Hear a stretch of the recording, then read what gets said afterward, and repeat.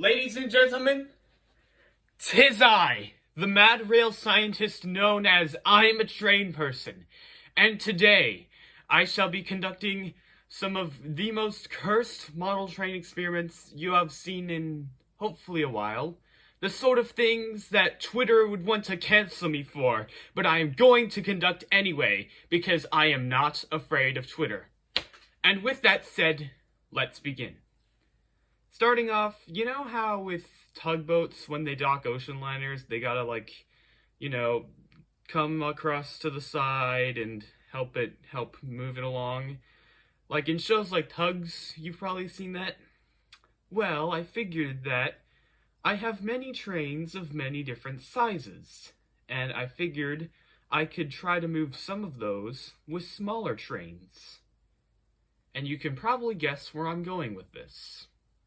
So, the plan is to have these two operating rail lines, have engines on top of those, just put engines on there, and then we take this Thomas carrying case, which does have engines inside of it, and just see if our smaller engines can tow it along these HO rail lines. Oh, don't worry, it's just duct tape. It comes right off, it won't damage the engines, and they only have to move Thomas a few feet, or a few inches, actually, just so that we don't strain out the motors too much. So, we have that on. Let's test this. Now, I know what you're thinking. Oh, Sam's Trains already did something like this, and yeah, that is true. He did, and yeah, that is true, but, this is just inspiration, and it's not like I'm trying to tow an actual human being myself using model trains. This is just Thomas carrying case. So, yeah, I was inspired by him, but I don't think this is considered copying. So, sorry, Sam, but anyway, the show must go on. So, let's see what happens.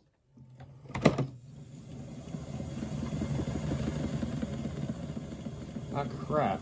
Well, the tender didn't like it on Hogwarts Express, so give me a little minute here. We're back. After a brief little intermission, I added 2 more engines to the back. So now this is even more cursed that we have diesel engines from America and steam engines from Britain in the same lineup. So good luck sleeping tonight. But anyways, let's see if this helps. Oh, and it looks like we have another derailment, dang it. Okay, hang on. Alright, so, after a little bit of modification, this is my last ditch effort to make it work. Just try to move Thomas. And if this doesn't work, then yeah, I guess we cannot move a carrying case using model trains. So, I gotta re-rail roll observer corpse here. So, this is our last ditch effort before throwing the towel. Here we go.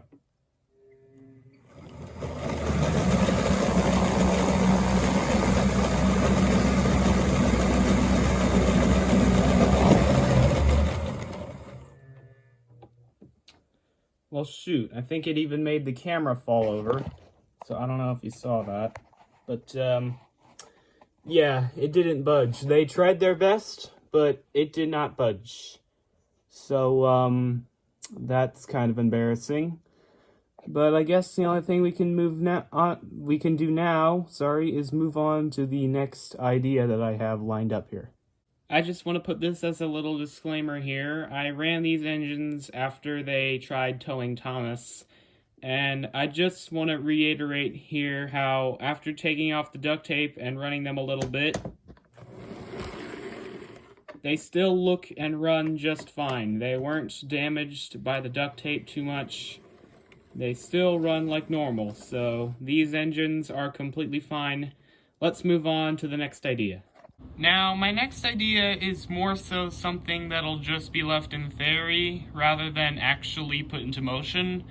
which is just because it's way too big for me to express on a layout, even with my new additions.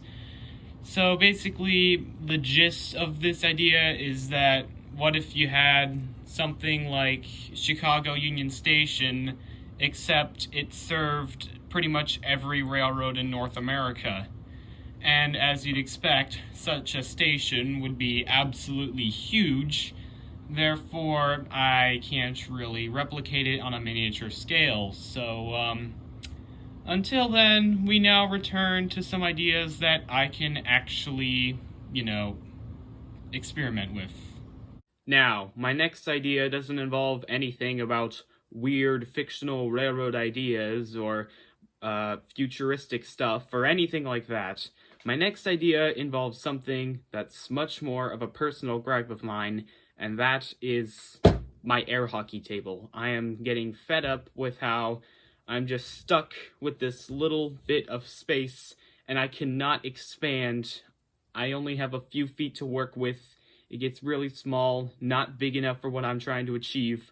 So what I'm going to do is that I'm going to make more space by force. What I'm going to do is I'm going to build a viaduct outside of the air hockey table and make a rail line on top of that, which will hopefully span for a decent amount of my basement and give me a few extra feet to work with. So let's start doing that. So hopefully with this you can kind of see that the idea itself isn't cursed, more so the execution is. To build this viaduct, I'm kind of just using whatever boxes I can find in the basement. So, yeah, that's fun. Here comes another one now. Right, and don't worry, I'll move all of this back when I'm done. Yeah, sorry the camera's kind of shaky. Here we go. Building up, building up.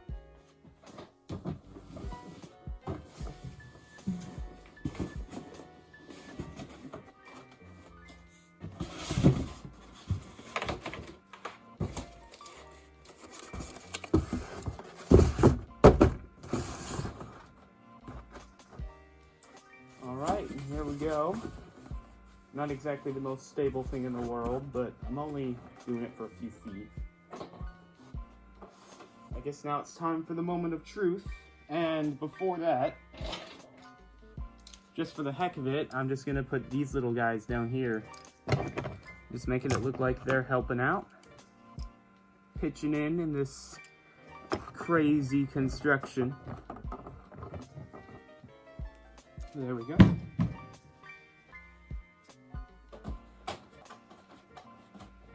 And if it's just a few millimeters too high or low, I can just make some minor adjustments.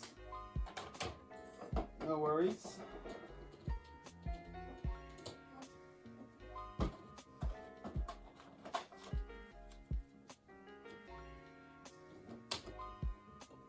Alright, now we are about to begin building onto the actual viaduct.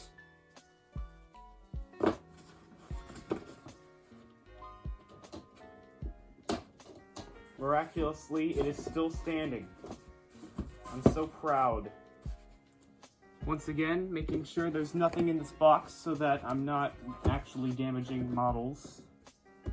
Rest in peace, MTH. The box is dangling by a thread. Now I'm kind of running out of boxes to shoot. This, back when I was like 12 years old, I had a weird obsession with vintage toys.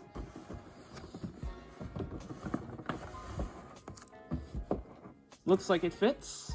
Great. Now let's put on the rest of these.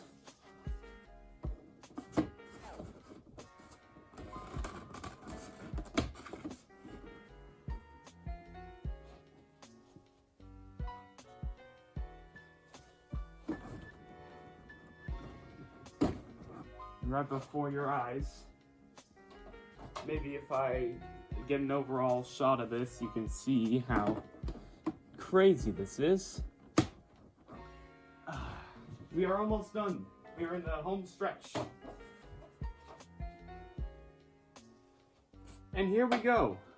We are about done with the viaduct. Time for the final look. So here it is in all of its glory, the grand viaduct spanning my basement. And yeah, now that you have a good look at it, you can kind of see how it's very rough and ready.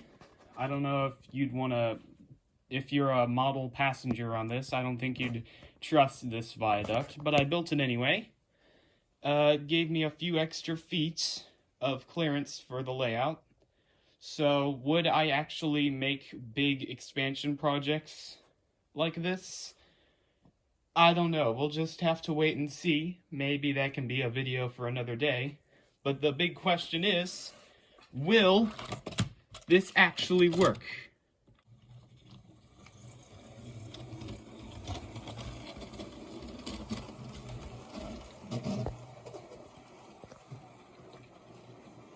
It's working.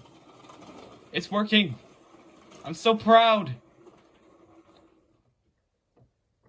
Thank the Lord that did not just, like, topple over.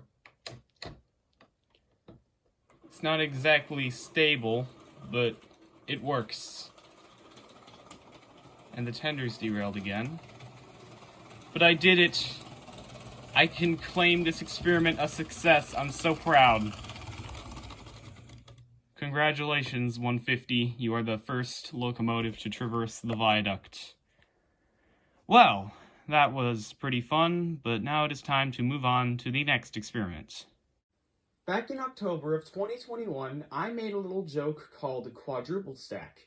Then, for Halloween, I picked that up a notch with septuple stack. And now that I have more containers than ever, I'm just going to build as high as I can go, and I am not going to stop until this eventually falls over, or I just run out of containers. So, what I'm using here is the Cotto Gunderson well car. That's right, I said Cotto correctly for once, you're welcome. Rather than the Husky stack car that I have, because I don't know if the camera picks this up, but the Husky stack car is a lot more flimsy and wobbly than the Gunderson well cars. Therefore, logically, it makes sense that the Gunderson well cars would make more sense. So, without any more talking and context and whatever, let's begin. Let's make the very high stack tower and stuff. And when these do eventually fall over, fortunately on the floor here, I did make a little place for these to fall down, so then I just put a bunch of pillows on the floor so that when they do fall over, they don't, you know, break. Just soften the blow, stuff like that. So here we are at quadruple stack. And still, you can tell that the Gunderson well car doesn't move all that much. Getting the third JB Hunt container on now. I don't know if the camera's going to pick it up much longer. I'm still trying that tripod. I don't know if this is going to work out or not, but... Okay, we're at 6 containers. And by this point, I'm going to bring out the Maersk containers. I actually have never showed these in a video before. I got these for Christmas last year, and I thought about making a video about them, but there wasn't much to say. So, yeah, this is their first time being in a video. Yay! So we have septuple stack right now, and everything after this is new territory. I have not gone beyond septuple stack until now. Oh, okay, yeah, that nearly fell over. I don't know if we have much longer. I don't know if our stack car has much longer. Say your goodbyes, ladies and gentlemen.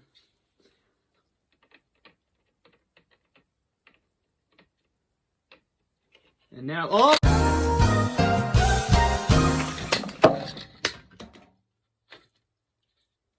Well, good thing that didn't hit my feet. Just assessing the damage here. Yeah, they fell off, and fortunately it seems that the pillows did their job. People are gonna start calling me a furry for that. But, anyways, Just gotta pick them up. It doesn't seem like there's any visible damage, so that's great. My little, crash zone did its job. So I guess we found our limit. Kind of a shame, because I was about to introduce the Hamburg Sud containers, which I also got for Christmas.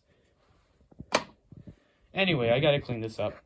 And now that the dust has settled and everything has been cleaned up, the containers have been re-railed, and as I predicted, they have not suffered any visible damage. So, good thing my little crash barrier thing worked. And now I can make some pretty impressive looking stack trains. So the question is, will this newfound knowledge of maximum capacity change the shipping industry as we know it? The truth is, probably not, but it was worth a try. Next experiment. And now that that's over, it comes down to our final experiment, which is honestly going to be a very big one. So, you know about the interstate highway system, probably, and you know how, some of you might know this, but I once had an idea to make the interstate highway system, but with trains. And specifically, what I want to do here is a little thing that's called the Katy Freeway, which, if you didn't know, is the widest stretch of highway in the world with a staggering 26 lanes.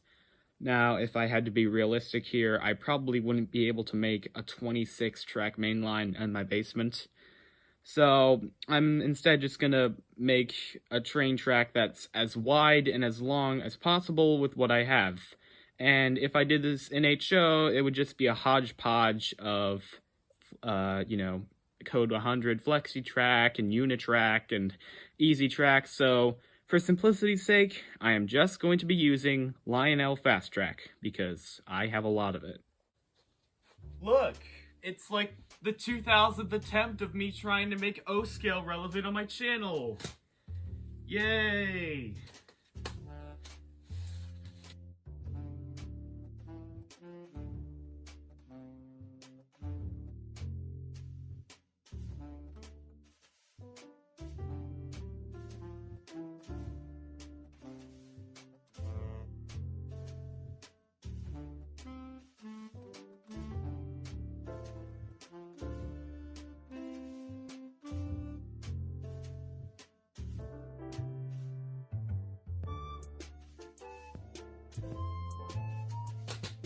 There we go.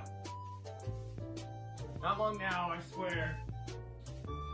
Track number 5. You can tell I'm getting serious now.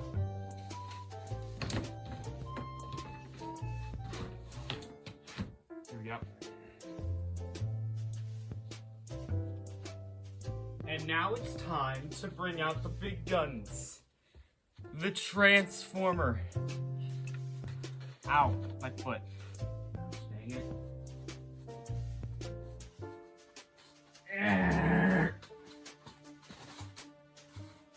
It doesn't always want to go in. I'm sorry for the rage.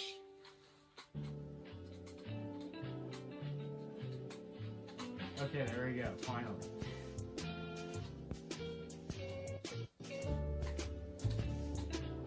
And now time for the second one. That's right, there's a second one. Numero dos.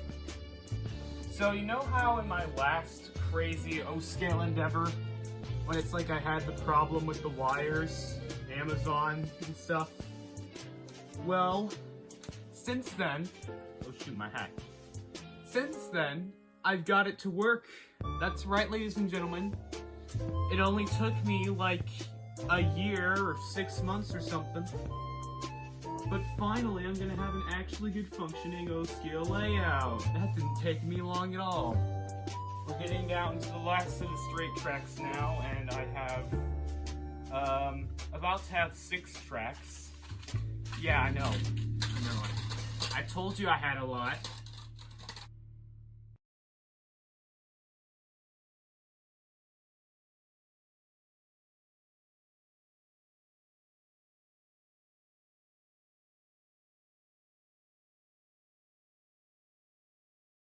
Final straight tracks going in now. Oof, this is quite the workout. And why I'm doing this on the floor, because you really think I would fit this on my air hockey table? No way. But anyway, that's all the straights. So now, I just gotta power it up.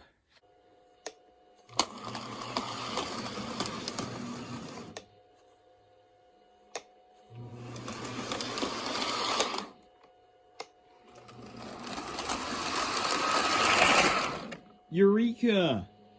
I finally have more than one oak scale line working. Oh shoot. I finally have more than one oak scale line working.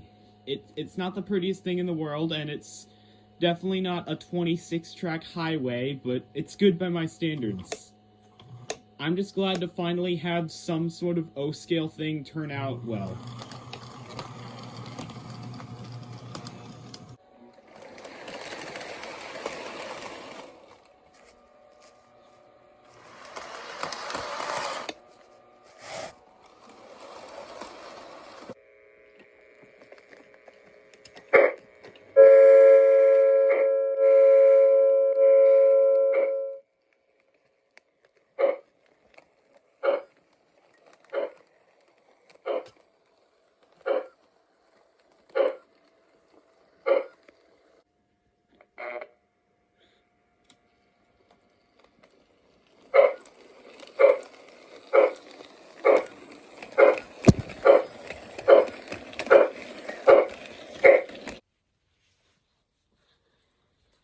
And with that done, I guess I can say that I'm content with my experiments for today. Quite a fun video. Thank you to everyone who voted for it.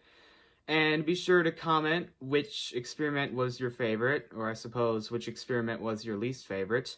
Thank you for watching, and oh, and there's Twitter right now. Gotta go! You'll never take me alive, Bluebird!